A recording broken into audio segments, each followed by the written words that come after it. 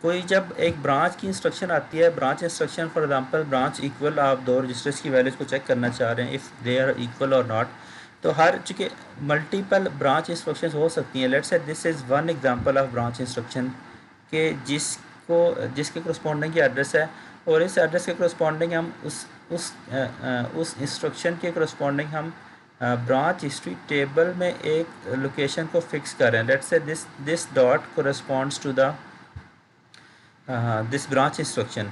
अब होगा क्या कि अगर मल्टीपल ब्रांच की इंस्ट्रक्शन है, लेट्स से मैं अगर यहाँ पे कहता हूँ कि अगर लेट्स से इससे पहले यहाँ पर एक और कोई ब्रांच की इंस्ट्रक्शन है, तो उस ब्रांच की इंस्ट्रक्शन के अगेंस्ट यहाँ पर डिफरेंट एड्रेस होगा। उस एड्रेस के करस्पॉन्डिंग इसी तरह से लेट्स से इंस्ट्रक्शन मेमोरी में जो ब्रांच हिस्ट्री टेबल है उसमें let's say this bit corresponds to the this branch condition, branch instruction, ठीक है। तो हर ब्रांच की इंस्ट्रक्शन के लिए ब्रांच हिस्ट्री टेबल में एक स्पेसिफिक सेल मेंटेन किया हुआ है जिसमें उस ब्रांच इंस्ट्रक्शन की हिस्ट्री को प्लेस किया हुआ है। हिस्ट्री को प्लेस करने का पर्पज़ यह है कि प्रोसेसर जब भी ब्रांच इंस्ट्रक्शन आती है तो उसको इवेलुएट होने का इंतज़ार नहीं करता।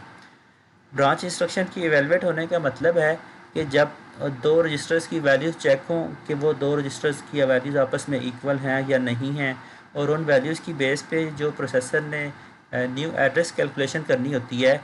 One bit dynamic branch prediction में होता यह है कि वो सारे काम जो उसने चेकिंग करनी है और वैल्यूएशन करनी है, ये काम प्रोसेसर सेकंड मतलब बैकएंड पे कर होता है। प्रोसेसर पहले से डिसीजन ले लेता है कि वो देखता है कि यार जब ये ब्रांच की इंस्ट्रक्शन आई थी प्रीवियसली, जब लास्ट आइट्रेशन में ये ब्रांच की इंस्ट्रक्शन आई थी, तो उस टाइम पे ये इसकी वैल्यू क्या थी, इसकी वैल्यू को हमने ट्रू अज्यूम किया था या इसकी कंडीशन की वैल्यू को हमने फॉल्स अज्यूम किया था। तो वो देखता है कि हिस्ट्री में क्या पड़ा हुआ है। हिस्ट्री में अगर 1 पड़ा हुआ है तो वो इसकी कंडीशन को ट्रू अज्यूम कर लेता है। अगर हिस्ट्री में 0 पड़ा हुआ है हिस्ट्री टेबल में, तो वो इसकी कंडीशन को फॉल्स अज्यूम करके इंस्ट्रक्शंस की एग्जीक्यूशन को स्टार्ट कर देता है।